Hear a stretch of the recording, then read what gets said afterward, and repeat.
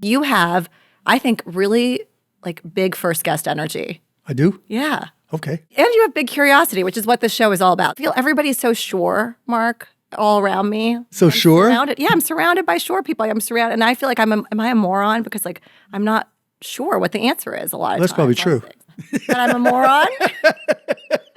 I have to change the name of the show. Right? Smart girl. Dumb questions. I'm Nayeema Raza. This is Smart Girl Dumb Questions, and today I'm playing you an extended cut of my very first episode with billionaire entrepreneur Mark Cuban. And I'm doing this for two reasons. First, we've had a lot of new followers and viewers on the show, which is awesome, thanks to being named a Spotify Wrapped Best New Show of 2025. And really, thanks to all of you who have listened and tuned into the show. So I wanted to give you something that you haven't heard and also give an introduction to everyone who's joining us for the very first time on Smart Girl Dumb Questions. And two, I think that the conversation I have with Mark, which really gets to this idea of what role billionaires play in our society, is a good interregnum to this Godfather of AI trilogy we've been doing with Jeffrey Hinton, who's this Nobel Prize-winning godfather of AI. And episode 3 of this trilogy really looks at what kind of society we should build. Do we need things like universal basic income? What does it mean that billionaires like Sam Altman, Mark Zuckerberg, et cetera, will have an outsized impact in this new world of artificial intelligence? What could that look like? Could billionaires save us? These are all topics I talked to Mark about. And by the way, as you listen to it, I want to know your questions for episode 3 with Jeffrey Hinton. So you can call us at 1-855-MY-DUMB-Q, leave us a voicemail, it could be played on the show, or post a video and tag at Smart Girl Dumb Questions on Instagram, TikTok, or YouTube, and maybe you'll be in the show. That's it from me. We'll see you in 2026 with more Smart Girl Dumb Questions, and yes, with more of The Godfather. Okay, so here's a dumb question. How does your life change from the first check you got? How much was that when you sold your first micro sun? We made $6 million, came in $2 million. I paid a bunch, $1 million to employees, $2 million to another investor, and $2 million to me. $2 million to you. And you didn't grow up rich. No. My dad did upholstery on cars. I think where people screw up is they think because they don't have money, it's the bad time to start a business. Yeah. When you're broke, like Damon John in Shark Tank calls it the power of broke. When you're broke, you got nothing to lose, right? The poorer you are, the better time it is to start a business. My first real business, I got fired. Okay. I was living in the village up the street, 6 guys in a 3-bedroom apartment, and I was sleeping on the floor and had been for like 9 months. And it was like, well, shit, I'm a lousy employee. It's not the first time I've been fired. And, I don't want to just get in the grind again. So I might as well go for it. Yeah. And I just started knocking on doors, figuratively, and found somebody that I could do the technology for, this company not far from here, Architectural Lighting. And I'm like, look, I'm broke. Yeah. I know that, from our conversations, you need this software. If you put up the $500, that's all it was, $500 to buy the software, I'll make it work. If it doesn't work, I'll wash your car, feed your pets, whatever it is. And that led to, hey, this is working for us. Can you refer me to somebody else? Yeah. And then 7 years later with no vacation, didn't say I didn't have fun, but no vacation. It was just like all of a sudden I had a $30+ million business that I sold. So the secret to getting rich is getting poor. Starting not being afraid when you're broke. Having nothing to lose. You got to take that first step. Your podcast, you got to take that first step. Okay, so I want to know, how does your life change when you get your first million, your first 100 million, and your first billion? That's actually a really good question because I was putting money in the bank, and I remember one time I sat with my dad and I told him I had $100,000 in the bank, and he started crying.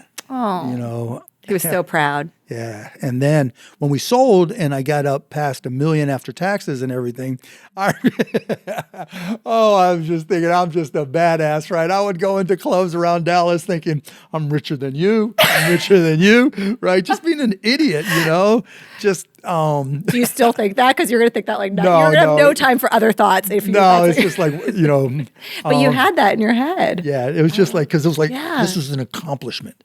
Like I said, 7 years without a vacation, that was a lot. And so I was like, okay, now I'm going to have fun. I bought a lifetime pass on American Airlines. Like a lifetime, and you still have that? I gave it to my dad. My dad passed and I gave it to a friend. Oh, I'm sorry about your dad. Yeah, it's been a few. But literally, it was a lifetime pass on American Airlines, and it cost me $125,000. And me and anybody I wanted to take could fly anywhere American flew for the rest of my life. First class? Yeah. What? Flagship first? Yeah, I don't even know what they call it now. You don't even know. You haven't been in a commercial flight for It's been a year. I started investing in stocks. And I was killing it. Yeah. I mean, just destroying it. So my net worth kept on going up. And so I moved to LA, took acting classes just to meet girls, lived on Manhattan Beach with like 2 flight attendants. You lived in Manhattan Beach with 2 flight attendants? Oh, yes, I did. That's which one did you choose to fly with on your class? I guess the other one flies free anyway. She's Well, a yeah, flight they attendant. flew. Yeah, they flew. You could probably bring a third girl. They flew for Delta. So You could bring a third girl on the plane because they fly for free. Flight attendants. I like the way you think. Yeah, I'm just trying to maximize life here, Mark. Okay, so living in LA, Manhattan Beach. Took acting classes. Nothing really came of it, but it was fun. And then I came back to Dallas for a girl, and I was doing well. We ended up breaking up, but that was right when I had lunch with Todd Wagner, and we started working on AudioNet, which turned into streaming. Yeah. So 1 million, you start. I'm just having fun. Having fun. Right, just partying. And then I was under 100 million, and then we sold broadcast.com, and that's when I got to the billion, and that's when I bought the Mavs. So you never experienced 100 million? Never really. You just made the leap. Yeah. So you buy a sports Just team. 100 million again, right? So first 100,000, you make your dad cry. Yeah. First million, you Have fun. You have Party fun like a and think about how much richer you are than everyone else. Right. I was 30 years old, and it was like I was the ultimate tech bro. Yeah. Way before tech bros were tech bros. And then the billion, you buy a sports team. Yeah. And then like at 5 billion, you sell part of it for like More billions. more billions Yeah. than you bought it for. Yeah. Okay, we're gonna get to all that. And then, do you think it made you more generous as you got richer? Yeah, for sure. Simply because I got to see other people more than myself. Say more. What do you mean by that? Because, when I'm building a company, it's just tunnel vision. Mm-hmm. It's not so much that you want. It wasn't like there was a goal to, have this, and this, because it wasn't about stuff. But I was just into the business, trying to make it work. The fact that it was a streaming industry, and I had no doubt in my mind that it was going to change everything. Yeah. I remember sitting in front of a meeting in our first office, and we had maybe 20 people. And I remember telling the first 20-some employees, and we all took a picture, either this is going to fail miserably or this is going to be worth more than $5 billion, and we're going to change the world. Yeah. We're going to change how people communicate. We're going to change how people consume content. When that's going on, it's exciting. Yeah. And that's the mission. Yeah. And once I got past that and bought the Mavs, then like with the Mavs, I owned the team, but the fans really owned the team. Yeah. I was in control of decisions and finances, but just the impact that it would have on people just shocked me. Sports is not like any other industry. Nobody is going to anybody at Google or OpenAI or wherever saying, hey, can I get a Google t-shirt to bury my son who was a huge fan, and died of cancer. But that happens every day in sports. Just seeing that. And just seeing how kids in particular, how their eyes lit up when they'd come to a game and have fun, and how no matter how screwed up your life may be, if you come to a Mavs game in this case, that ball's in the air, the game is tied, everybody's screaming and yelling, everybody holds their collective breath. And that only happens with sports. And just being able to see the impact and then going out into the community and just seeing. And so back to your question, that became more fun than just trying to make more money. Yeah. That became more personally impactful to me. Seeing the impact you had in other people's lives. It was cool. Yeah. Right? And then when the Mavs won a championship, I mean, how many other businesses do they throw a parade? So cool. Yeah. It's so cool. and you were in your 40s at this point when you bought the Mavs, When I bought right? the team, I was 41, I think. Yeah. It's pretty fucking cool to own a sports team. 2 years ago. 41. That's pretty awesome. So the hustle comes from having nothing to lose. Now you have I guess nothing to lose because you kind of have a lot. Did you ever think you would still be working at this point? I bought a book, actually. Yeah. It was called How to Retire by the Age of 35. Okay. And the whole idea was that you save up enough money and live like a student, which was cool, right? I was going to, so after I sold my first ramen company, noodles. Yeah, and that was, basically it, right? And because obviously you see the way I dress, I drive a Kia. Yeah. I do have a plane. I drive a Kia. I do have a plane. Yeah, I don't want all of a sudden people say, well, you got a plane, so don't, I wanted to retire and just party like a madman. But that was retiring then, because to me, the mission, trying to make money was more about trying to capture as much of my own time as I could. Because like my dad used to say, you can't, you don't own your own time. You can't get it back. And so that's all I wanted to do was being able to do what I wanted. But now it's just like, I only do what I like, and so it's not, if I don't like it, it's not really work. How many times have you been fired? 4. Okay. I feel like I've like 2 or 3. Jason Kyler told me I was insubordinate and not meant to be an employee and probably meant to be a creative. So the company I got fired from before I started my business, I was sleeping on the floor and everything. And I had a customer where I was going to make a $1,500 commission, which was going to give me the chance to move out of the shithole I lived in and get off the floor.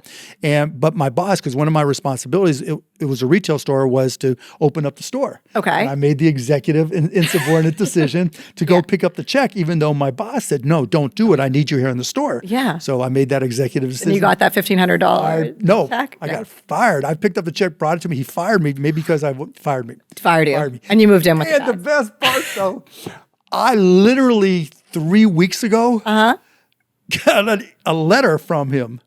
Really? Yeah, Michael Humecki sent me a letter. He's living in Colorado, and he said, all it said was, "I'm sorry I fired you."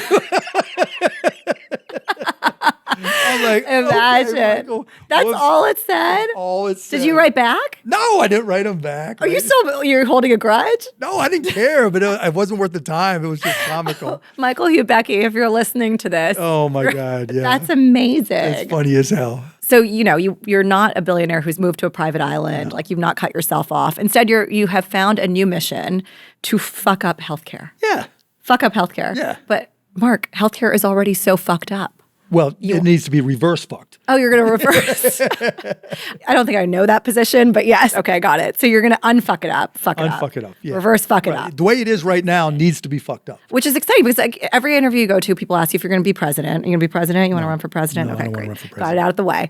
But I feel like if you can unfuck up healthcare, reverse fuck healthcare, you can be king. Nobody likes healthcare the way it is right now. Everybody appreciates their doctor. Everybody appreciates the care that they can get. But in particular, the economics of it are just a mess. It's insane. My parents were older when I was born. So my dad was in his 50s, my mom was in her 40s. And so I spent a lot of my time in the healthcare system and like with that, for them really. Oh, yeah. Advocating they were older, yeah. for them. Yeah. And fighting with insurers. Like my mom just had a shoulder surgery and she was supposed to go to acute rehab. And the insurance, her private insurance denied the, What kind of shoulder surgery? plates and screws.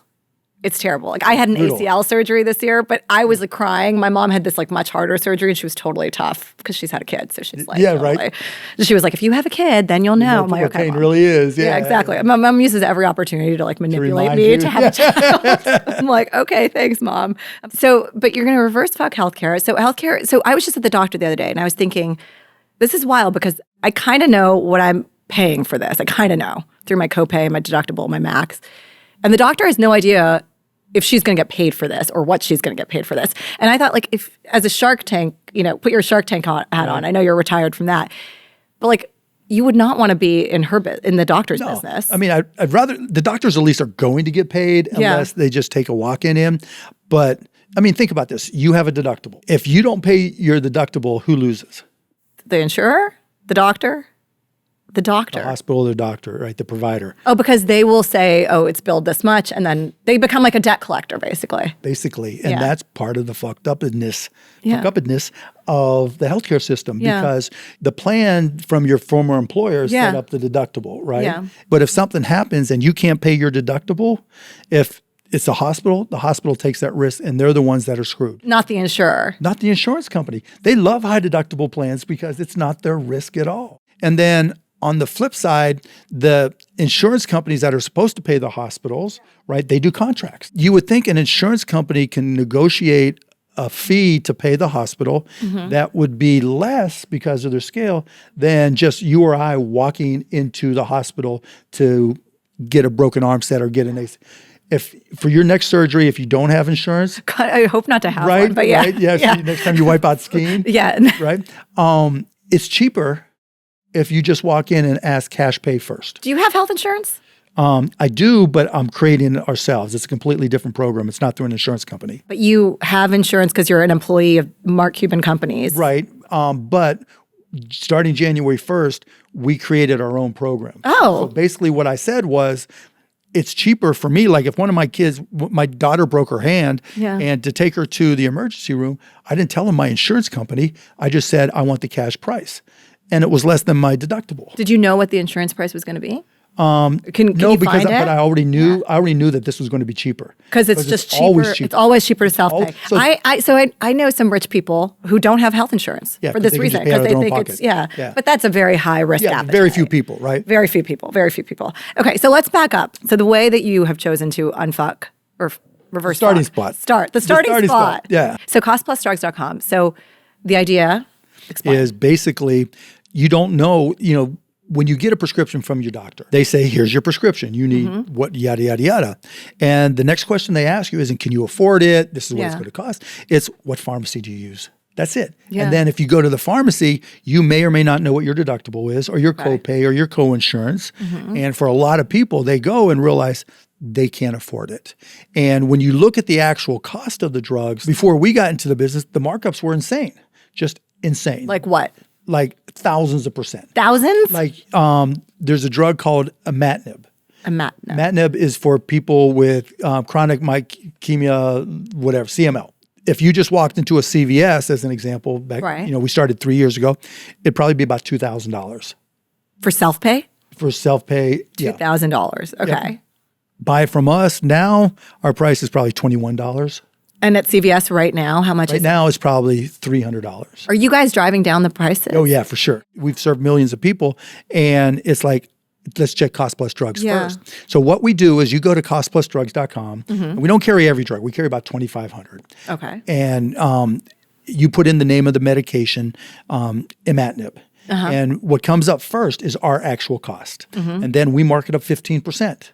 Because I wanted everybody to see that this is a fair markup. Yeah. This is how we pay our bills, right? Yeah. It's not exorbitant, but whatever that price comes out to. But this is not a nonprofit. The 15%. No, we're trying to make money. Yeah, because I want to keep on growing. You are to me like the uber capitalist. You made billions of dollars. You're a rags to riches story, which America loves. You proselytize this on Shark Tank. Everybody can do this. So you are to me just like such a capitalist. Yep. But you're also a good guy.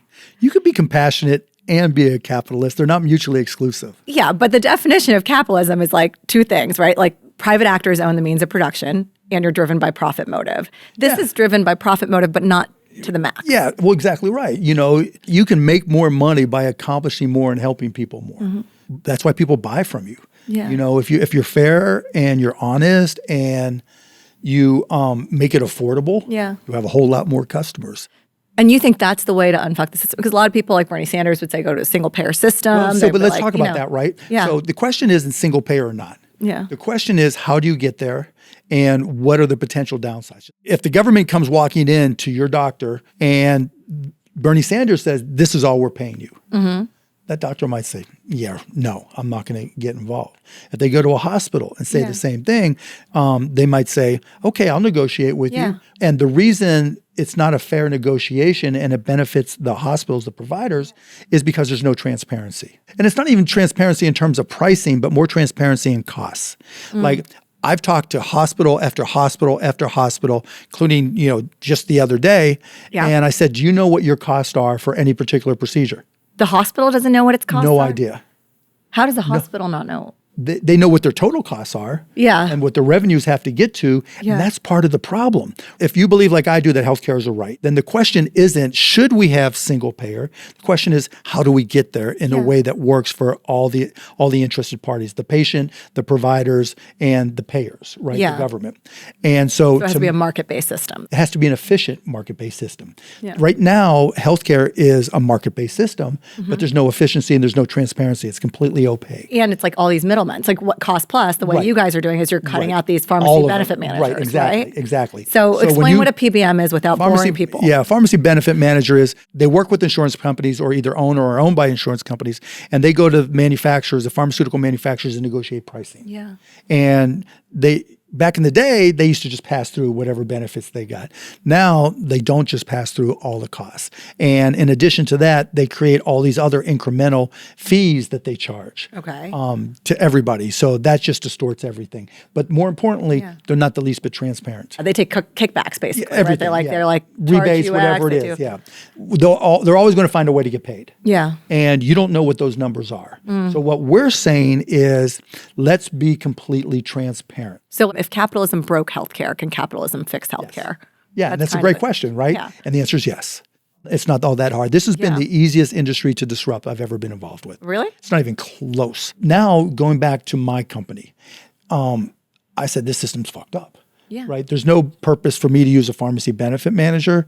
If just to process our claims, I'll use something called a TPA. This is you as an employer. Me as an employer for hundreds or whatever people and their families. So you've got a thing called a TPA that processes the claims. Okay. We just hired a TPA. Right? Okay. I self-insured, so I didn't need an insurance company. I needed a reinsurance company. Explain what Self-insured is, just like you said, rich people that don't buy health insurance. Yeah. Rather, a self-insured company, rather than working with an insurance company to take on the financial risk if your total cost for care gets too high, takes on that risk themselves. So like a big company like Hasbro or something. Right. I don't even Any know big Hasbro. Hasbro. As like, is it a big company? Google. Google, So, Apple, every big company self-insures. So they basically, when they're contracting with like Cigna isn't taking the risk for all of those claims. The company is saying, I'll take all that risk. But then what is Cigna processes them? All Cigna is doing is basically putting together a network of hospitals and doctors. And That's giving all they people do. a card. Yeah. And then the company actually pays that? Yeah. So I said, if I'm paying it anyways, why do I need you? I'm going to go right to the hospitals and I'm going to contract directly. So you're cutting out the middlemen. Cutting out the middlemen. But like we published our price list for cost plus drugs, and that changed all the pricing of pharmaceuticals. On the healthcare side, we're doing something called direct contracting, where we're contracting with the hospitals, but we're going to publish the contracts. So, but this is hyper local, right? Like you couldn't do this if you had a big national bit. Yes, you could. Yeah. And you would just, but it takes so much. It's like, I hate admin, Mark. You're telling me like you would hire somebody who loves admin to like go negotiate this with every Hopkins. That's exactly what we're doing. Et cetera. And I'm going out talking to all the hospitals. And it's cheaper. Have you saved money? Yeah. Yeah. Yes. What did you do with your save? How much money do you save? 20 to 40%, depending on the week. That's why you're so rich, because you keep finding ways to save money. And the rest of just ask why. Always ask why. That's the curiosity. Yeah. Like people are like, when we started Cost Plus Drugs, Mark, you're a moron, right? Everybody's tried to change it. You can't change it. People in the industry, you can't change it. Could you have changed it if you weren't a billionaire? It would be a lot harder. How much money do you have to put into the thing? A lot. I'm not going to tell you. You're not going to tell me? No, I'm not going to tell you just because. because. Was it like a lot party money, or was it like buy a plane money? Yeah, more. Oh, fuck. Yeah, exactly. So a lot of money. Oh, fuck money. Yeah. So, I always think like, can billionaires save us? It's like in certain industries, they kind of have to. Industries, like. It's not even that they have to, right? It's just who has the time and is willing to put in the focus. And the capital. You can raise capital, but I didn't use outside money because I didn't want to be obligated to somebody to have to make money. For them, right? Because your mission in this was it was different, not to make as much money as possible. Wasn't a purely capitalist mission. Because I want this to be so fucking big, right, that then I can just walk in and say, okay, we're going single payer. Because you can scale the thing and then you can take because all that's missing is transparency. Yeah. Single payer won't work today because it's not a fair fight in negotiating between the government and the providers, and they're always used to using middlemen, like insurance companies. Like Medicare uses PBMs and insurance companies. Medicare Advantage uses PBMs and insurance companies, right? Which makes no sense whatsoever. Right. The people who are the bad guys, you're using them, and it's costing Americans more money. Especially because the PBMs are actually, if I'm not incorrect, owned by the insurers. In or some vice cases, versa.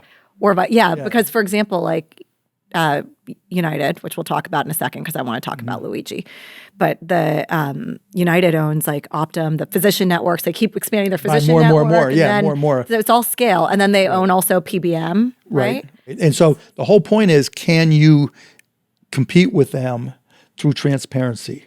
Okay. And the answer is yes, because I can go to all these self-insured companies and I can go to their CEOs and I can say to the CEO, you have 100,000 lives that you're responsible for. Why in America are is our health insurance through our employer. Like that's like a World War Because- II but- artifact, right, right? yeah, exactly, Like I don't know the story, but it's I don't kind know of the whole weird, right? It is and it isn't, right? When there's price controls and stuff and you Yeah. wanted to try to give people more, Yeah. then healthcare makes perfect sense because that's the scariest thing for a family. Yeah. So on that end, it makes sense. And then if you're competing for employees, because the flip side is you have to go out and negotiate your own, your own care. Yeah, or it used to be much easier, right? Like you would go see a doctor and it was And they would just work it was out. X Well, dollars. that's the whole Yeah. point, right? And so in doing what we're doing for my companies, it's like I want to make it like 1955. You want to make it like 1955. Right? Why? Because that was the year for Back to the Future. Oh, But, is it? yeah, yeah. But in any event, Yeah. that's why I just picked that. But in any event, what happens, right? What is healthcare all about? Your mom, me, whoever, you go to the doctor. The doctor says, "Oh, you need to go to the hospital for this surgery." Great. All right. How much does it cost? In 1955, that's what would happen, right? Right. You say, "Doc, how much it cost for my checkup? Doc, how much is it going to cost for my knee surgery?" Right. And they would tell you. So then the next question is, how would you pay for it? Yeah. Back then, they would say, "We'll finance it for you." The doctor would, and they give you a loan, basically. Doctor, Oh, so they or- were always like kind of Right. in the business of providing credit to patients. Right. Back then, right? Yeah. But it was direct to the patient. There's no Yeah. intermediary figuring out a plan for Yeah. you. And so that's the way it should be. So what I do is we go to a hospital and we say, right now, you're losing money in your contract with the insurance company because they're not paying their bills. They're doing denials, Yeah. right? They're playing all these games, setting high deductibles, and you guys lose money as a result. Yeah. Instead of all that mishigas, right? Yeah. What I'm going to do is I'm going to pay you cash, and I'm going to pay you right up front. There'll be no denials, Okay. pre-auth at all. We're going to trust the doctor until you give us a reason not to. Mm-hmm. There'll be no employee deductibles, so I'll be responsible for paying 100% of it. Yeah. And in exchange, I want pricing at about 120% of Medicare, Okay. which is fair for me and should allow them to make money. Yeah. Is this your new business? Are you going to get into the insurance market? No, I don't even want to make it. I want insurance to go away. You want to incentivize all the other capitalists, all the other employers to move into a direct I want the employers market. to stop using insurance companies when they don't need insurance, right? Because they self-insure. Self-insured employers are already in a position to dictate pricing if they're educated enough on how to dictate pricing for pharmaceuticals and for healthcare. They just haven't done it, And they're Why? Isn't it huge? Are they wasting money right now? yes, they're wasting a boatload of money, Make sure they heard that. Yeah. Yeah. And so but they haven't been educated on it Right. because, you're CEO of your company and right. actually. Yeah. Yeah, So, podcast industry, you're Yeah. living and learning the podcast industry. Yeah. And if once you get up to 100 employees Yeah. or whatever, right? Soon. Yeah. Hopefully tomorrow, right? Yeah. But you're not After going to this immediately. episode, Mark. Exactly. And your investment and your big costplusdrugs.com advertisement on my podcast. Always. Yeah. Fortunately, we haven't had to spend a nickel on advertising. I mean, you're a billboard, Mark. I am a walking billboard. So I feel. But anyway, so Yeah. once you get to that size, you still need to be educated on the healthcare side. Right. That's where we come in. The goal is if I can work with these companies and make them demand transparency, publish contracts and do direct contracting so everybody knows the pricing, and then act as the financial backstop, all this becomes public and other companies can make wiser decisions themselves. Now, all of a sudden, instead of us looking at healthcare as this horrific system, now Bernie can come in and say, "Oh, now we know what it all costs, and we know that you make money, at this, this, and this. So here's what we can afford to pay." So basically, a bunch of employers are self-insuring. So they're basically paying people. They're paying Cigna and Aetna and United to just administer stuff, as opposed to like providing any kind of real insurance. Exactly right. So that's happening. These companies are also big enough that they're spending tons of money that's keeping Cigna and Aetna and they're overpaying for they're everything. overpaying, and they don't know how much they're paying because there's no transparency. And they don't think they're overpaying because they have consultants who told them they got a great deal. So you're saying if they fire those consultants and actually did the work, the hard work probably of getting that information from the insurers, Right. then they would look at it and they would then fire the insurers. What the hell is going on here? And Yeah. go directly. So this is a way to basically bully the insurers out of business. I wouldn't say bully it, just put them In out a of legal, business. nice way. Yeah, no, I mean, just Put them out of business. Compete them out of business. eliminate the reason why big companies to start Yeah. do business with them. Right. And then those same insurance companies create the Medicare Advantage plans. When that happens, won't they just screw the small businesses? That's what they will do. No, because hopefully there'll be we'll teach them how to direct contract. And that's why we're publishing all of our contracts so the small businesses can do just what I do. Where are you publishing them? We'll publish it on a website that as of now is called costpluswellness.com. Oh, okay. But it's not up. They're not up yet because we're still finalizing a bunch of them. So is insurance a good business? For you have to know it. Yeah, you've got to know it. Yeah, obviously people are still in it, so they think there is. Warren Buffett's in it, so I'm sure he thinks it is. He's generally pretty good. When you look at, it's also the most, I guess, hated business in a lot of ways. And it is now. Yeah, it is now for healthcare insurance. Yeah, because I think everyone's had a personal experience. Everyone. Did you have a personal experience with like dealing with your parents' healthcare or anything like that? No. Well, that's not true, but it didn't lead to starting it. That didn't right? So my mom had lung cancer and died 3 years ago next month. We got her to the hospital, and you have lung cancer, Mom, and she already, kind of thought she did. And she needed a PET scan. Mm-hmm. And so she had been in the hospital for a few days, and I'm at the hospital. Doctor says she needs a PET scan. Yeah. And I'm like, well, we're here at the hospital. Let's just get her the PET scan. No, she has to check out of the hospital, go home for 3 days at least, and then come back. I'm like, are you fucking kidding me? That's like a requirement for the insurance approval? Either insurance approval and Medicare approval and all this gamesmanship that's being played. And then you took out your credit card. No, I said, fuck you. Okay. We're leaving. Because I couldn't get, I tried to get another, I called and thinking, okay, hey, I'm Mark Cuban. No. They said 3 days. This is the hospital right where I grew up. Literally, I used to play baseball in the St. Clair Hospital. I used to play baseball in the back. Name them and shame them. Yeah, name them and shame them, right? And I'm like, are you fucking kidding me? This is insane. And if I can't get it changed, other people are suffering far, far, far worse. But it's not necessarily just the insurance companies. It's the fact that the interests of the patient, the people who provide the care, and the way it's paid for do not align. Yeah. Not even a little bit. No, it's totally like principal agent problem. Right. So everybody's trying to, do their own thing to try to maximize, and it conflicts. And when you do that in an industry that's opaque, like healthcare and pharmaceuticals, everybody loses except for the people with the most power. You're absolutely right. And the thing I've noticed about the healthcare system is there's another resource, which isn't just money. It's not insurance or coverage. It's advocacy. Like, when you see people in the hospital have no one there with them, right? They have no million Americans with no next of kin. Yeah. You have to be on top of it when you have a parent or someone you love in the hospital. And there's patient management programs and stuff that they do. And look, hospitals want to do the right thing. You've got hospitals that are just trying to get bigger and bigger and bigger. Yeah. And that's what kind of distorts a lot of things. Isn't that the capitalism? Well, yeah, but for sure. But then socialism doesn't change that. I'm not saying go to socialism. No, but let's look at that though, right? So if we're in a socialistic society and you run a hospital and you get paid, you don't get paid the same as somebody, mopping the floors.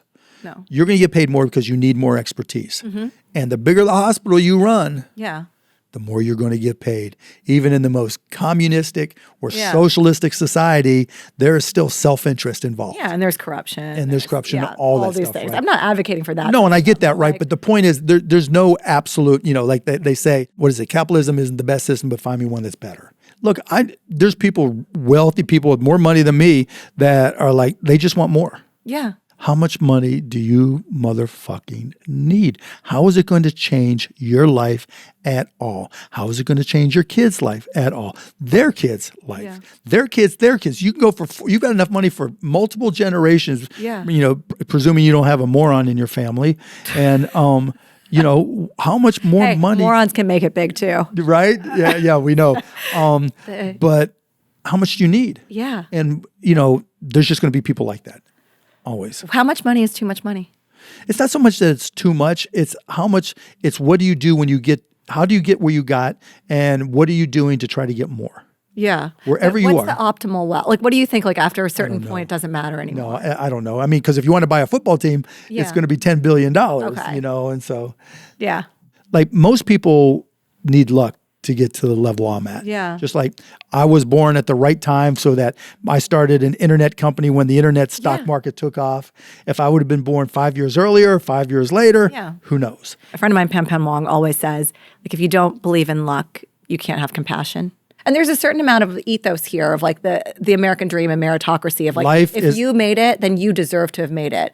If you don't make it, then you didn't deserve to make it. Yeah. And I think that's something in the healthcare employment thing. It's like, if you have a job, you deserve to be insured. If you don't have a job, you don't deserve to be insured. That's not cool. No, I mean, I'm a big believer life is half random. Yeah. You can control half of your life, but there's shit that's outside of your control. Yeah. There's nothing you can do about it. You know, it could be genetic. It could be any thousand. You walk across the street at the wrong time. Yeah. You know, shit can go wrong. People have shit fall on their head. A tree falls. Yeah, diagnosis, whatever. Whatever it may be, right? Life is half random. Yeah. And I just think to get to, you know, how much money is too much, it's not a gradual build. Yeah. It's never a gradual build where, okay, today I made a few dollars more. Today I made a few dollars more. Oh my goodness, I can stop now. It's more, you know, step, giant leap for, you know, wallet kind. Right. You know? Well, it's like that book that you bought, right? Like retire and live like a student. But maybe when you have a couple $1 million, you don't want to live like a student anymore. I just wanted my time, right? Yeah. But to your point, you're right. Yeah, I wanted freedom. To me, that's what money buys more than anything. Yeah. That's what having a plane buys more than anything. It control depends. of my time. There are certain types of money I have seen that like people that actually like becomes handcuffs on people. Where like people become used to a certain way of living. And so they become trapped by that way of living. You have to keep on making more. Yeah. If you're not willing to give something out, you're always going to be in that trap. Yeah. Hang tight for a second. We'll be right back. Will being popular make me healthier? It turns out it's less about popularity than it is about having a social support system. I'm Nayeema Raza, the host of Smart Girl Dumb Questions, and this is the sponsored Dumb Question, brought to you by Noom. So 40% of physicians say that health advocacy actually improves patient outcomes, which is why it's great to be in someone's corner or to have someone in your corner, whether it's to take notes, ask questions, or just encourage good health habits. And that's true of life's big healthcare moments, like when our parents are in the hospital, and of life's smaller ones, which is why I love Noom, the behavioral change-based weight loss app that helps you set your goals. Noom is there checking in on me even when everybody else is sleeping. Calm down, Noom. It's 6 a.m. Sometimes the app even throws me a party. To set your weight loss goals, expand your health support system, and throw yourself a party, visit Noom, because progress deserves to be celebrated. You can go to Noom.com, that's Noom.com today. I think you said to me, was it like capitalism is broken, show me a better system? What's the quote? Show me, I forget the exact quote, but effectively. Yeah. Capitalism isn't the best system, but show me one that's better. So I think there's one that's better, which is the NBA. The MBA system, huh? Yeah. Yeah, that's definitely socialism. You would say that as the most fined owner in the NBA. James Dolan talked about it all the time in our meetings. It is, right? Yeah. So when I was at the Times, I ran this story of Binya Applebaum. There was a story in the New York Times that was called, "Is it the NBA or is it socialism?" A video. Have you seen this? But basically, like the NBA has salary caps. What I really like the worst team gets the best pick. The best team gets the worst pick, like the drafts rounds. They have all these mechanisms to kind of keep it fair. Right. Like, and I don't think anyone's looking at the NBA and saying, like, they're not playing their hearts out and they're not playing really hard. It seems like it is a capitalist system where it's like— Well, it's more to protect the owners from themselves.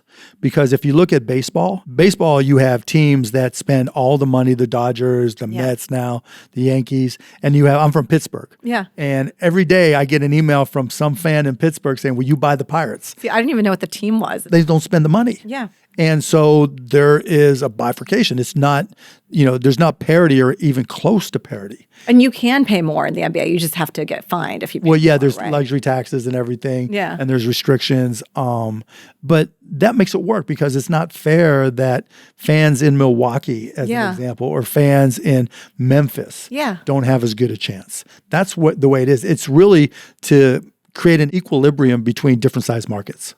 So isn't that good? An equilibrium? Yeah. Yeah. Oh, yeah. Works. I don't complain about it. You like it. So someone Jim else. Dolan, Jim Dolan. Jim Goal? Dolan, he owns the Knicks. The Knicks. Oh, okay. And I'm not saying he's complaining about it. But he makes the point that we are a socialist organization. So the NBA has managed to create this system. Like if you look at healthcare, and part of the reason it's screwed up that we haven't even talked about is the fact that like all of these companies, these big companies are, putting in campaign donations for their congressmen and like putting in money to lobby for the regulations that behoove them. Get rid of Citizens United. I'm all for it. Yeah. Oh, yeah. The huge regulatory capture that's happening in the healthcare industry. And then you have this other system, which I think is better than capitalism, the MBA system, where you have fair play, unfettered, kind of like, like real heart and passion and money flying around, a lot of money flying around, but some limitations to the system. And the billionaires that are there own the teams, but they do not own the system. Right. So how can the U.S. government, this is like a total dumb question, or it's a genius question, I don't know, but like how can the U.S. government learn from the MBA? Or how can systems learn from that? I mean, the other side of the MBA is very much exclusionary. Not everybody can get in. There's not an unlimited number of franchises. And part of the value proposition for how the NBA runs is increasing the value of the franchises. And so you couldn't, to have the government do that, okay, Pittsburgh, sorry, there's not enough here for us. Dallas, you're in. Pittsburgh, you don't have a franchise, so you don't get any government. Federalism, yeah. Right. It's like opt-in. But at some point, like the value of the system is the American economy. Like, right, and in that case, like the American economy grows. No, I would tell you the value of the system is the American people. I just had this conversation with a politician yesterday. You see our current president taking credit for everything. Yeah. Our last president, Bidenomics. Yeah. I did this. I did that. Fuck you. You didn't do shit. I'm not saying all his programs are bad, right? But it wasn't him implementing them and making them work. Of course. It's the people. It's the people who do it. Yeah. It's entrepreneurs who start. When I was going around campaigning for Kamala, one of the things I used to say all the time, because the Democrats can't sell worth shit, right? So I was the only one who could try, and I'm not even a Democrat. But you're a billboard. I'm a billboard, yes. And I would say that there are 33 million businesses in this country. And 99% of them, give or take, are run by individuals who make $400,000 or less. Yeah. That's who makes this country go. Yeah. 65% of new jobs come from small businesses. Innovation comes from those people. What makes our country different, and I would say this all the time, this would be my closing billboards, right? Okay. I would say you can go to any country in the world, and there's not the Chinese dream or the German dream. There's the American dream, because this is the one country where everybody has that idea. Like you talked about earlier, getting that feeling in your stomach, going to Google to check it out, right? Everybody in this country has had that happen to them at some point. Yeah. And there are 33 million people who have said, yes, I'm starting this business. And of those 33 million, it could be a 12, 50 or 100-year-old person. Yeah. Those are the people. That's what's important. That's what makes this economy, because we all have that opportunity. Now, it's not equal opportunity for everybody. Not everybody is put in that position to create those companies, but there is that opportunity there. I think, having grown up outside of the U.S., I see that. You see more entrepreneurialism, and you haven't seen like Apple or these trillion-dollar companies come out of a lot of places that don't already have an immense natural resource in the form of, oil or whatever. But you do, I do feel that entrepreneurial spirit in other places. I'm Pakistani, but in India, for example, you got 1.4 billion people. Shit's going to happen. It's just going to happen. But then people feel like this unfairness of, well, I'm supposed to be able to do that, and I haven't done that. For whatever reason, I haven't done it, and therefore I'm supposed to have this shittier lot in life. That is part of what the system is telling us. Right. And I agree. I think it's not about what would you do? So I don't know. I want to make it more like the NBA, but you're saying it's too exclusive. Everyone has to shoot hoops to be able to play. But I do want to I think that it's about leveling the playing field a little bit, right? How Between would you do that? The teams.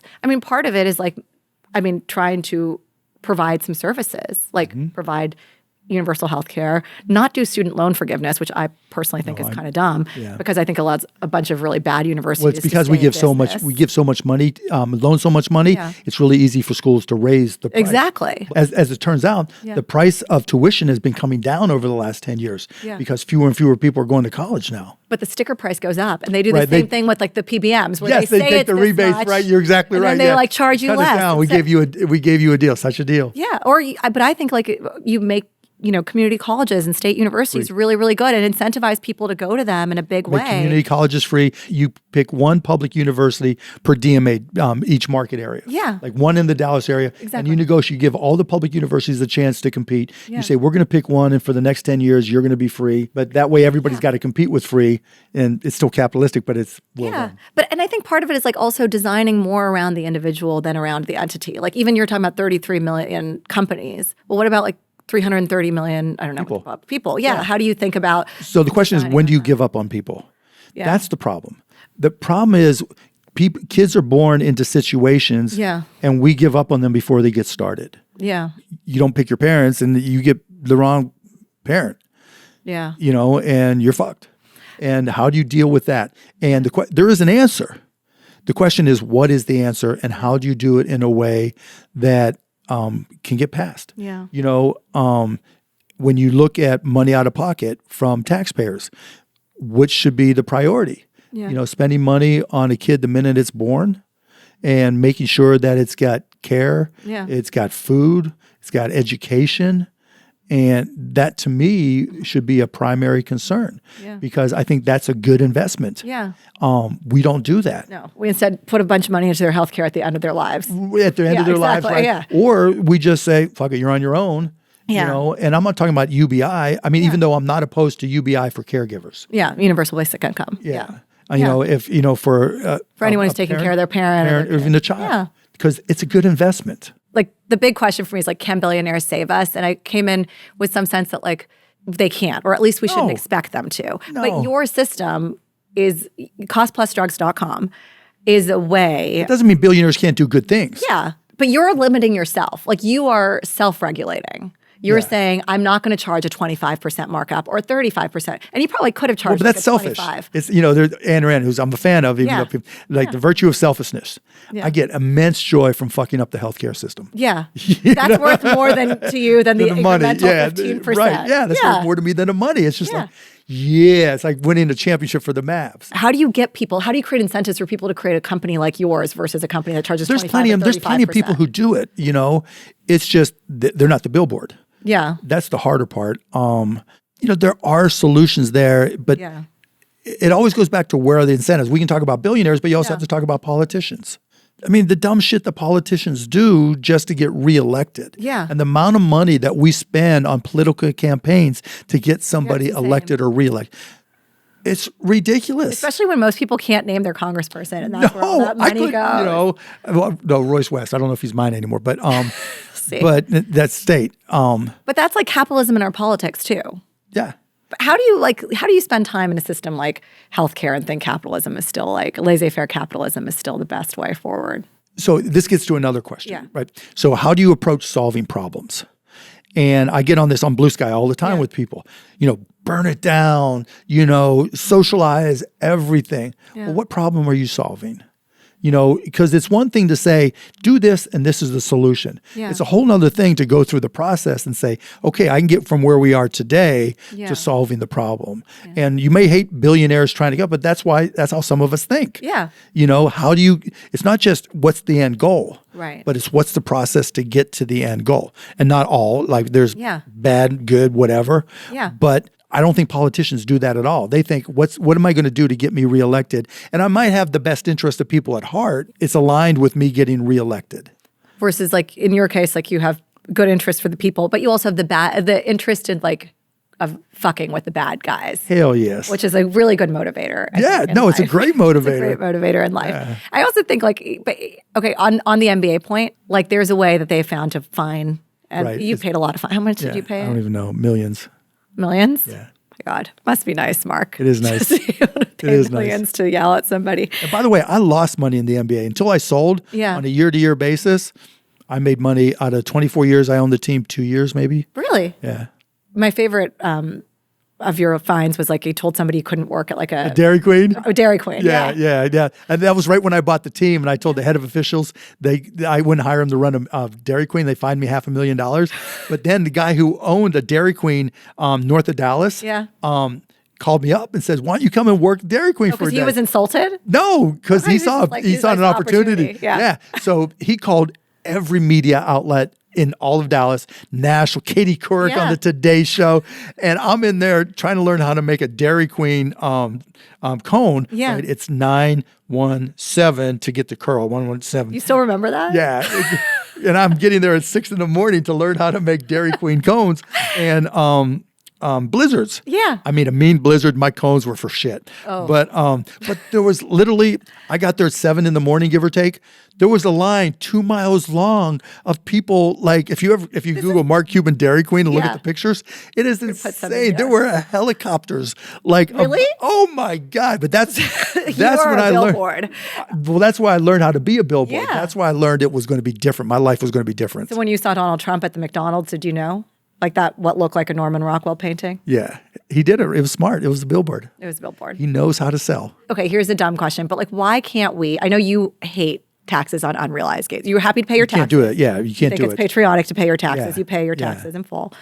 But you can't tax people on unrealized gains. Explain why. Because let's just say that you get an offer for your podcast, and the threshold was $100 million, right? Yeah. So let's just say you've just built this into the most amazing podcast. Keep going, Mark. Yeah, right? Yeah, I like and, this. Joe Rogan begged to work for you and you build it up. Yeah. Theo Vaughn now works for you. You can come, Joe and Theo. Right? Come be curious. You can be smart girls too. You get offered $1 billion. So now it's worth $1 billion.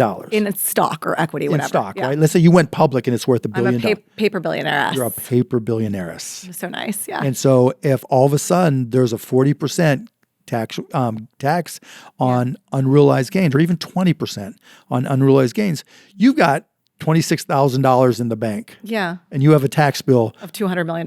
Yeah. See, people always say that, like, oh, if you make it so high, it'll become prohibitive. But the last time, like, Bill Gates did something really innovative. I've had 2 experiences with Bill Gates. Yeah.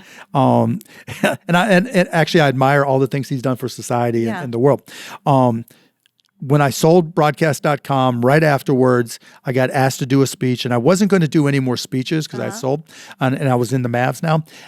But Bill Gates was on before me. Yeah. And I gave this speech just so I could walk up there and say, I always wanted to have Bill Gates as my opening act. Bill Gates was your fluffer. Yeah. I said it, not you. It's fine. You don't have to say it. And anyway, so the first time, though, I experienced Bill Gates was I had my first company. Yeah. I was at this show called Comdex, which was the world's largest computer show event and convention. And so I'm there. I'm 26 maybe. And I'm thinking I'm living life, right? My company just started to build, and I'm buying drinks. I'd met these girls and everything. And a couple of really pretty girls, and I'm like, they told me they're going to the bathroom. Yeah. I'm like, okay, and I'm waiting there with my drinks and everything. They don't come back. And then I see one of them, and next day or whatever, oh, we ran into Bill Gates. He had a lot more money than you do. And so See, every time. Bill Gates stole my girls. For every man in a club saying, I'm richer than you, I'm richer than you, I'm richer There's than you. one that's richer than me. Yeah. That's so. You. And that or was every humbling. man or woman, in this case, in the world sitting there. Because Oprah could be in the club. I don't care. If you got more money than me, more power to you. So Bill Gates, but the last, he made Microsoft when the tax rate was like, what, 70%? I mean, No. The rules were a lot But people different. made companies when taxes were much But there were higher. so many deductions. There were so many ways, even when it was 90%, there were so many different deductions and exceptions that you could get that it was rare. Okay. So there's no way to think about unrealized gains taxation. Unrealized gains, it just doesn't work because now, so when they were proposing all this, and so it was, and actually it was never really proposed. It was part of the Joe Biden budget. Yeah. And he only used that to try to balance. And it was part of the Elizabeth Warren plan. What she wanted, she wanted to. But when they were going through all of this and trying to explain what they didn't even address. Yeah. So let's just say you make an investment, and you put in $100,000 and you lose $100,000. Yeah. I love how rich I am in your imagination, Mark. It's fucking great. So, okay. You put in $6,000 and it goes out of business. Yeah.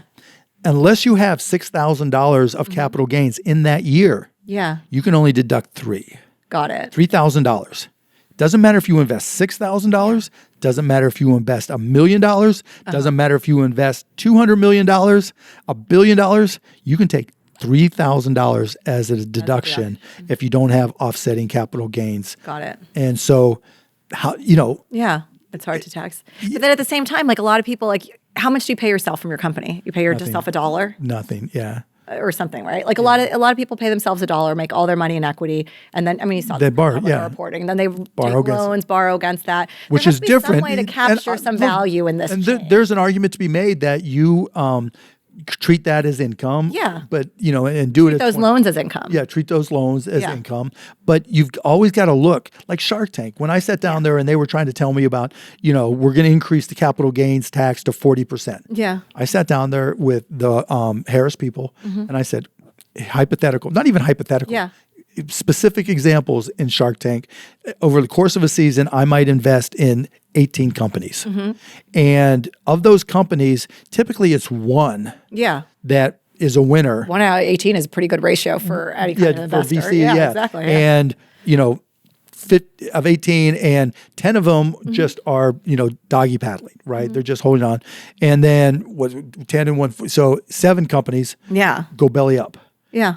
The one that's going to make me all the money isn't going to pay me the same time the companies go belly up. Yeah. It's going to be 10 years later. It's going to be 15 years later. It may be forever before I get any cash back. So I've lost all that money that I've put in to create 18 companies. Yeah. And you're not considering that whatsoever. So why am I going to invest in as many companies, particularly small companies, particularly people of color? Because they need more support. Women too. Women actually are better entrepreneurs, but they need more support because they may not have all the background, which means I'm taking a greater risk. Yeah. And so you're not recognizing the risk. Right. You're only trying to hit me on the reward. Yeah. Okay. What about salary caps and salary minimums for CEOs? Okay, so that's a different question. I actually You like that? I'm not opposed to it. Okay. And so I wrote a blog post way back when, where basically, so when you see all these salaries for CEOs, 25, 50, $100 million, $15 million, most of that's in stock. Yeah. And so there's still risk associated with that. Yeah. And because stock market, you could be, have a bunch of your stock in NVIDIA and yesterday it was down 16%. And so now if you got your stock at the wrong time, now you're shit out of luck, right? You don't know if it's coming back at all, or like from, what was it? From 2000, the NASDAQ stock index was at 5,000 and it took until 5 years ago before it got back to that level. Okay. So if all your stock, now they'll reprice and play games, but still you have a chance of losing. Yeah. And so, but what I've said was make companies pay in cash. Yeah. And then give your CEOs enough cash to go out and buy options and go buy whatever you want. Yeah. And then whenever you give stock to employees, whatever the ratio to salary that you do for the CEO, you have to do for every full-time employee. See, and that's great because then you could tax them too. Well, on the cash. On the cash. And they'll still, they'll buy long-term options. They come leaps, right?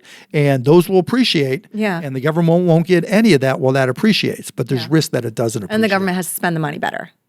You think they're going to do that with Doge? Yeah, Are you actually hopeful about it? I don't think Elon's necessarily the right person to do it, but I think it's the right concept for sure. Yeah. So, I mean, but he's another example of a billionaire who's trying to save us by taking us to Mars, et cetera. What do you think of that?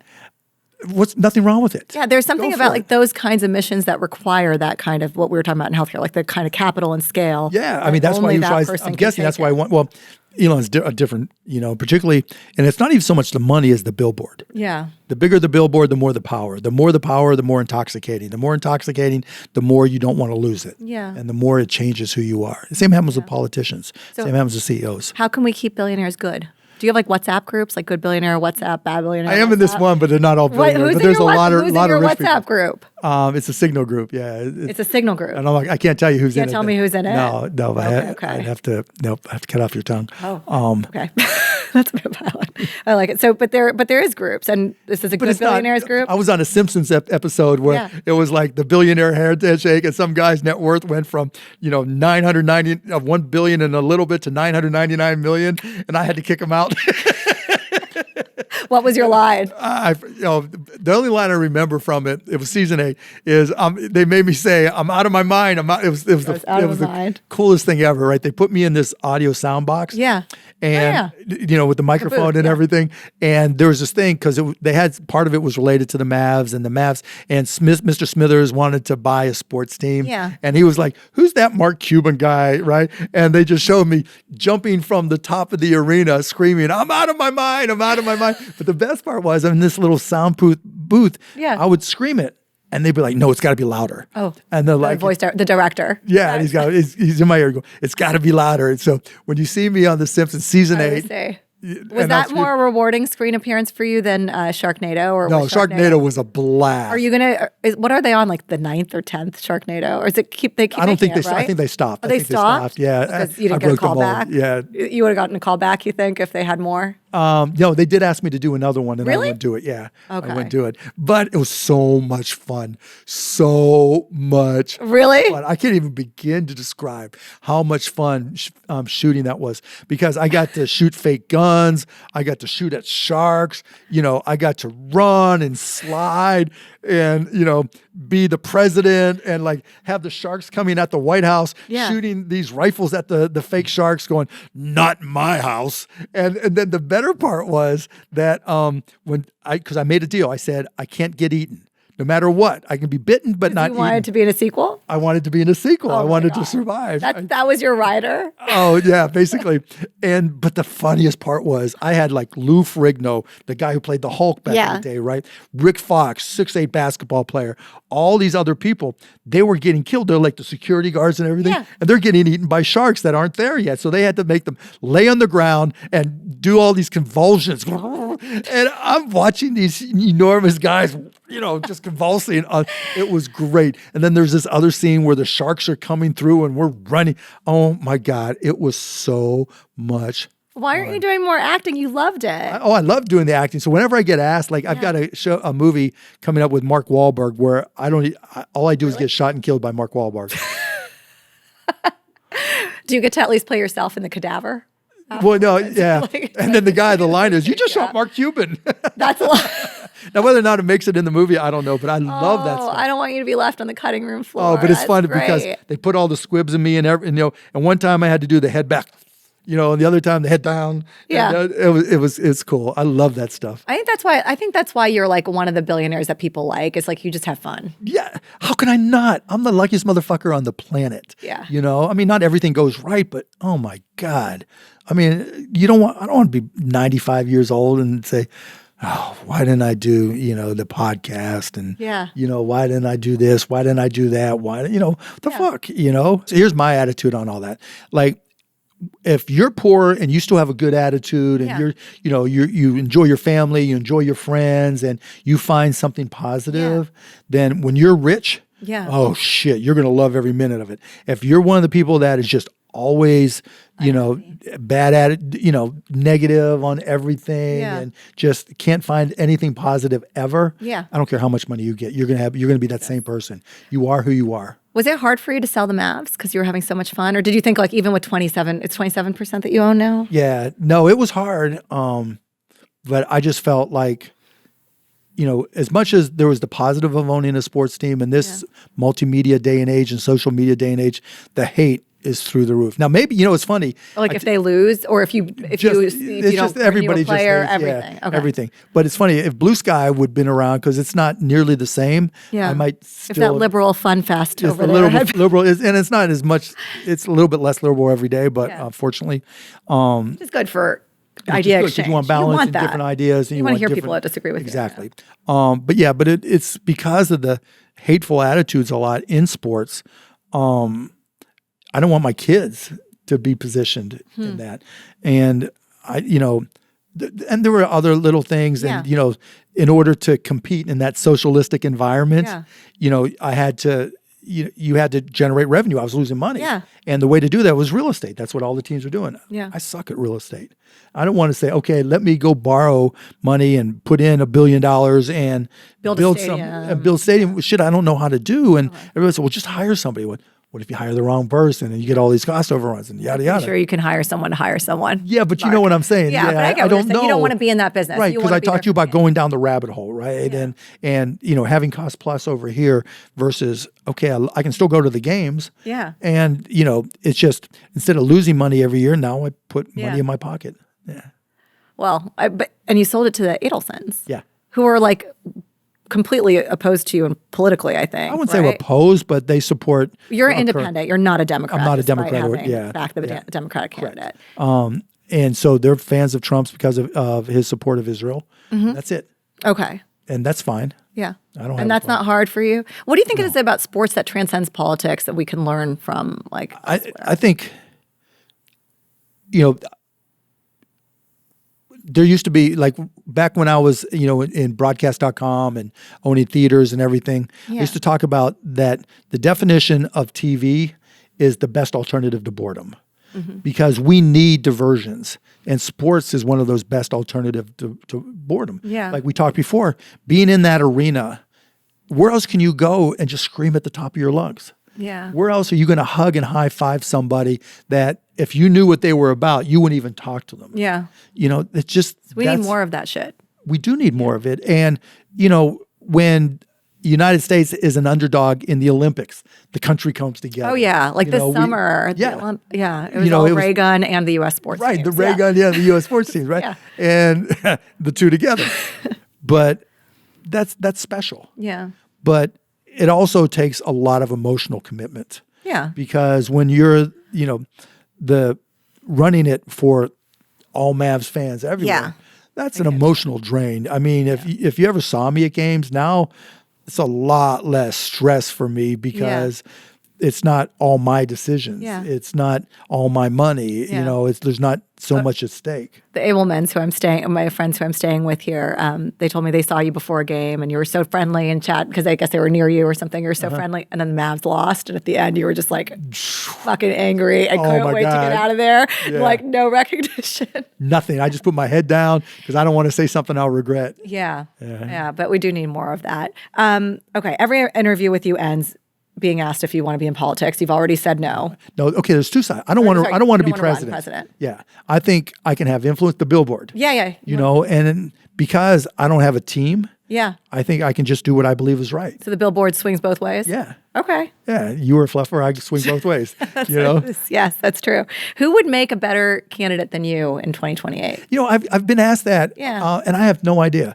I don't pay that close attention to, but I just think it's if somebody can demonstrate leadership through accomplishment, not with the financial scoreboard necessarily, but if you go and you change something, if you come up with an idea and you implement it and show people that you can lead and solve problems, because that's what we don't have.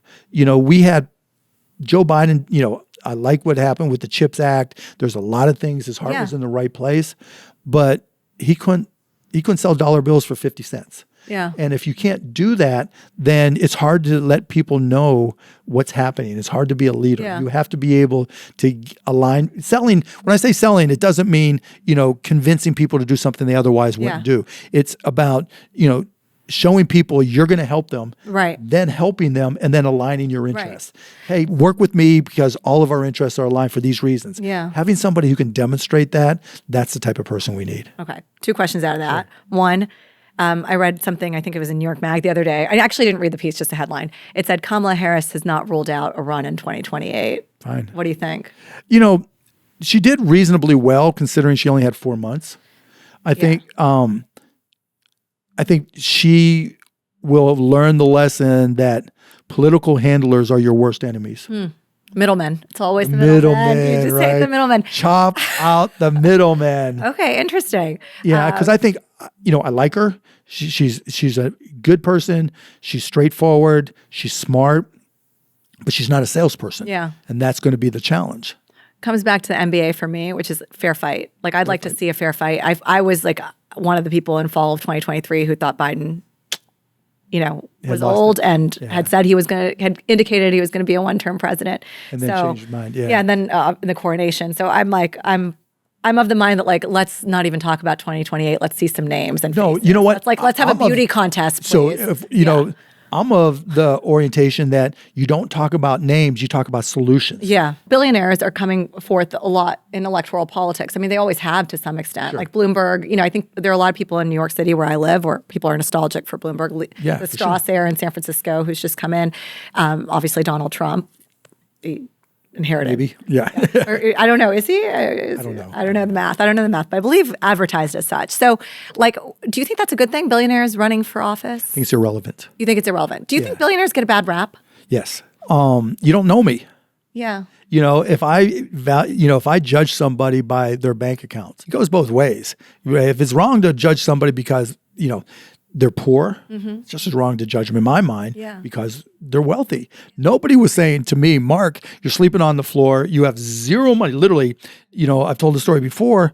I was 27 years old and went to the ATM and I had zero at that moment because I'd put all my money into my business and zero in my bank account. Yeah. And nobody was saying, Mark, your opinion matters more now. Understand and respect the person. Yeah. Just unless someone gives you a reason not to respect them, the default should be to respect them, whether they're, immigrants, legal, illegal, business people, junkies. I don't care. Yeah. I'll give you the benefit of the doubt until you show me otherwise. It's not like a exclusive. You can hate some billionaires, but just don't hate billionaires as a class. Well, they're not all the same, and don't hate them on the all basis the same. of one Yeah, indicator. just look to see who they are. Yeah. Why wouldn't you treat anybody else that way? Yeah. And so, when someone says eat the rich, I don't care. When someone says, every billionaire is a political failure, okay, I understand it. Yeah. And I can understand that sentiment. But that's like hate the game, don't hate the player. Yeah, it just is what it is, right? Is that what you say? Hate the player? Hate the player, hate the game, not the player. So in the midst of Luigi news, Kathy Hochul, governor of New York, had a meeting, and there was some reporting around this from CNN that New York was, quote, considering setting up a hotline for CEOs so they can call to report security concerns or threats. And it was reported the same week as a woman was lit on fire in the MTA. And you can imagine this, made people right. very Why do they get angry. special? Yeah. And what do you think about that? Do you think we need protection? Do we live in an era right now where people are so mad at wealth that the wealthy need more protection? I have security. I can afford my own security. You got henchmen? I got henchmen. How many? 76 of them. Really? I was well henched. And it's more for my kids than anything else, Yeah. And family. So, Yeah. And then billionaires, we care about what they think about everything. We ask them for their opinion. I'm here, I'm asking you for your opinion. Right. What do you think of that? Is that kind of insane? Yes. Right? Yes. But at the same time, we listen to actors, we listen to athletes. Yeah. And it goes back to what Charles Barkley said a long time ago. I am not a role model. Yeah. But we live in a content society where everybody's got to fill up as much content. Yeah. Every podcast needs a guest. Oh, yeah. Here, I'm going to cut 2 podcasts out of this shit. Okay. Yeah, right. We keep on talking, right? Mark, back but on if you, season 2. why do we listen to billionaires? Because every podcast needs a guest. Yeah, that's true. Okay. Look at yourself. Fuck. I mean, now I feel like I have to get billionaires for all the other episodes, and that's not going to work for what do you do if you see a bear? But you get my point, right? When I do the what do you do if you see a bear episode, I'm not going to ask a billionaire. No billionaire is going to know what to do. I fucking wouldn't know what to do. It depends on the color of the bear. Does anyone know this? Let me just say, if anybody knows that. So every episode on the show, not every episode is going to have a billionaire, but every episode in the show is going to end with what is the guest dumb about? What's a dumb question you have that you don't know the answer to? Oh my God, there's unlimited number. What's a a question good one. I have that I don't know the answer to? Yeah, what is Mark Cuban dumb about? Why do people chew with their mouths open? Just show us what it would look like chewing with your No. That is my ultimate pet peeve. Yeah. Why are some people afraid of heights and others are not? What is it? Yeah. Mission accepted, Mark. I'm going to find these answers for you. I'm going to find the answers to these questions. I don't know why, but I do know from a thing I got from... Wait, are you going to tell me you know about the thing you're dumb about? No. Okay, good. I can have one smidgen of, Yes, of you can. information, right? Yes, I you can have a can. data point. Tell me. I have a data point. Okay, what's And your that data point? Data point is that 17% of people are annoyed by people eating with their mouths open. I am in the super 17%. Oh my God. I am One of that's my like a no best second friends- date situation for me. One of my best friends, I will not go out to dinner with him. I'll go Really? drinking. I'll do whatever. So you want to know why do some people chew with their mouth open? Yeah, why is is there a natural? I know why maybe some there's people a are turned- biological reality. I We don't know. right? I know why. figure I it know out. why people don't like it like us. Yeah. Because it's genetic. Yeah. But I don't know And why they culture. do it. Yeah. Why would you do this knowing that 17% of the population is just annoyed as fuck? Wow. I feel like the next business you're going to start is like mouthclosed.com. Shoewithyourmouthclosed.com. No, but I did invest in a Shark Tank company for hiccups Oh, really? called Hickaway. Hickaway. It is the coolest thing ever. It's working? Oh my God, Worse yeah. better than slapping someone if they hiccup? Oh, unless you enjoy the slapping I part, kind of right? enjoy the slapping yeah, part. I have no doubt about that. None. Questions we're going to Hickaway. find out for you. The mouth open thing. Right. And number 2, heights. That's a really good, that is a good question. Why Why are you afraid of heights? Yeah. I have no idea. I found out when I was 5 you years old. afraid? Oh, I'm terrified. Really? Oh my God. My dad told me the story. He took me to my first baseball game, and the only tickets we could afford were at the very top. And he said, by the time I got to the second ramp where we were up in the air, I started shaking, screaming, and crying. Oh, you poor little 5-year-old non-billionaire Mark Cuban. And it didn't change for the rest of my life. Still? Oh my God. So in Pittsburgh, right, this is all in Pittsburgh, to go to a Pittsburgh Pirates game, you have to walk across a bridge. And it's one of those grates on the sidewalks where you can see down. Literally, my friends would laugh their asses off at me. I would like squeeze the rails to be able to like one leg at a time walk across. Yeah. And then like roller coasters. No. But private planes, you're fine. Yeah, because it feels stable. Any plane, like when I flew for the very first time, I was really scared that I was going to have a problem. And so, yeah. All right. We're going to find out the answers. Thank you so much, Mark, for doing fun. this. You're so generous. It was fun, yeah. You're really good. enjoyed it. You have good first guest energy. So Mark Cuban is a pretty good billboard as advertised, and I think a lot of fun. And my mind was pretty blown by his vision for healthcare. And at the same time, I left with these kind of 2 lingering thoughts. One of which is, why is our healthcare tied to our employment? It still doesn't make sense to me. And just as someone who's an independent creative, like, makes me think of all the people who are shackled to jobs that they don't want because of health insurance, or all the people who don't have health insurance because they're not employed, but they're trying to do something really productive and good for society. And 2, while I think this idea of employers being the ones that will get us to a single payer system or better healthcare is like a fine and noble vision, I also wonder like why government doesn't have that negotiating power. And if the very system of capitalism is the reason why our government is so neutered and so unable to do things, because ultimately the people we voted into office are owned by the donors and the billionaires and the capitalists who, push money into the system. That's why I'm still really interested in this NBA model. Like, here's some real competition, some stellar play, and they're able to keep billionaires in line and in check and level the playing field and have a lot more fairness. Maybe I need to have Adam Silver, the NBA commissioner, on to talk to me about that. Maybe we can learn from him about keeping billionaires in check. Maybe he'll run for president. Maybe he knows what to do if he sees a bear. Thanks for listening to this episode of Smart Girl Dumb Questions. By the way, if you have smart ideas on dumb questions, I want to know them. So put them in the comments below. Leave us a review if you like the show. Hit subscribe or follow wherever you get your content. Or drop me an email. I'm nayeemaraza101@gmail.com. Thanks for listening to this episode of Smart Girl Dumb Questions. I want to give a huge thanks to Jesse Creel, my and Mark's mutual friend, who made this episode happen, as well as to my friend Teresa Shao, who named the show. A very special thanks also to my brand partners like Noom, who made it possible for me to create a podcast that Mark Cuban thinks is going to make me as rich as him. Unlikely.